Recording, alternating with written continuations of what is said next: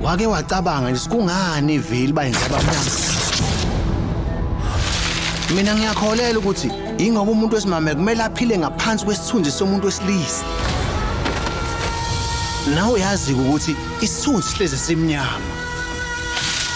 Kumele ukuthi yena aye yonke indawo lapho nje umyeni wakhe ethi akaye khona. Uyabona ndodakazi kuzomela wazi ukuthi umzukulu kaMalani Osman uzoshada nawe futhi kuzomela ukufaka ekhanda ukuthi namalungiselelo omshado asenziwa aphelile.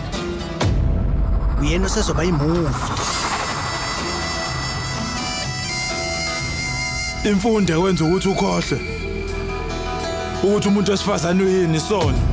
Ngeke nje ubekezelele wonke lo mbhedo ohlezi uwenza wena. Ngikufisela indlala. Uyazi kodwa ukuthi yendaba ijazi laDokotela Emhlophe ngoba likhombisa inhlanzeko njengosomandla.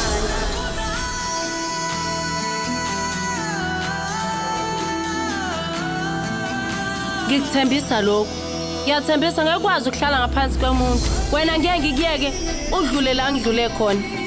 Ngizokwenza ube udokotela. Kulolu suku labesifazane bungaza uSehe omele amaphupho akhe kuko konke abhekene nakho. Bukela uSehe isiqalo esisha.